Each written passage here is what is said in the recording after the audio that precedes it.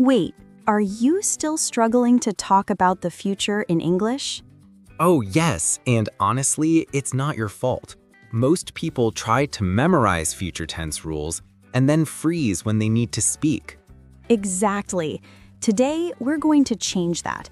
We're showing you how to talk about the future naturally, without stressing about grammar charts or complicated rules.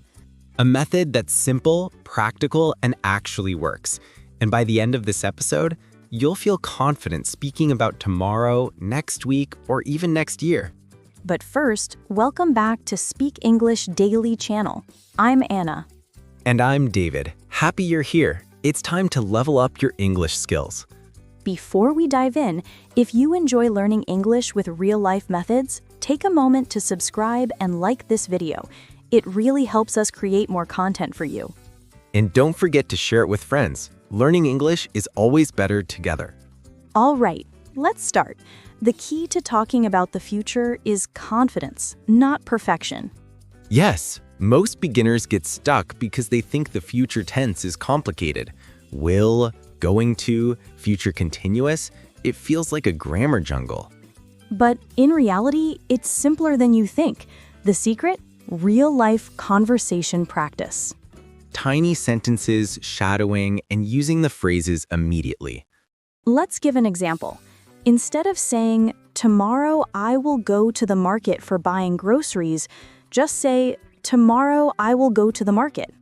Boom! Simple, natural. Exactly. Start small. Small sentences, small steps, and your fluency grows fast. So let's start with the first trick, the will plus base verb method.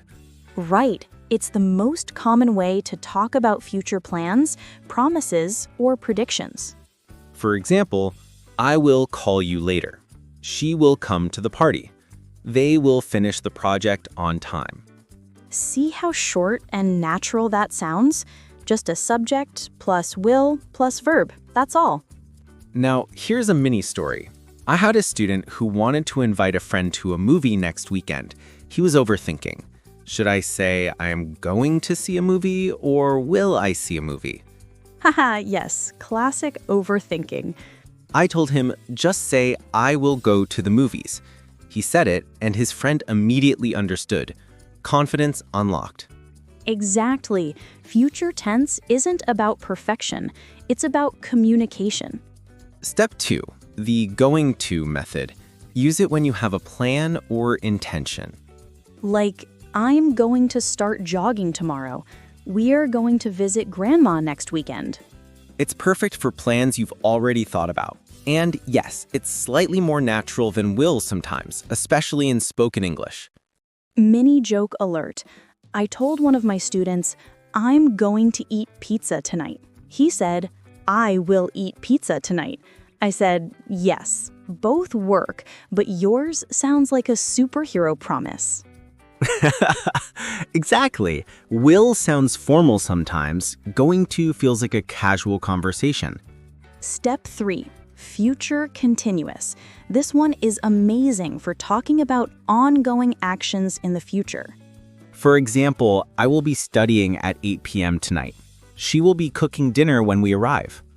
It helps you sound natural, like a fluent speaker. You're describing future actions as if they're happening already. And here's the mini story. One of my students said, I will be sleeping at 10 p.m. I laughed and said, perfect. You're already imagining your night. That's future tense thinking. Yes, visualization is key. Speak it like it's already real. Now, let's practice real-life dialogues. Scenario, talking about tomorrow's plans. Hi, what are you doing tomorrow? Will meet my friend at the cafe. That's great. I'm going to the gym in the morning. Oh, nice. We will see each other later, maybe. Shadow it, repeat it, then make your own version. Maybe, hi, what are you doing this weekend? I'm going to visit my cousin. Cool. I'm going to watch a movie at home. See? Short, practical, and natural. Step 4. Using time expressions with the future tense. Yes, words like tomorrow, next week, in a few days, soon, make your sentences sound fluent. For example, I will call you tomorrow. I'm going to start my new job next Monday.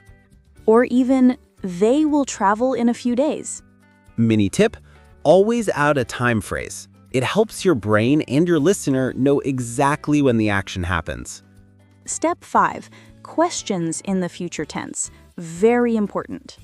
Yes, because conversations are all about asking and answering naturally. Examples, what will you do tomorrow? Where are you going next weekend? When will they arrive? And always follow up with a short answer. I will watch TV.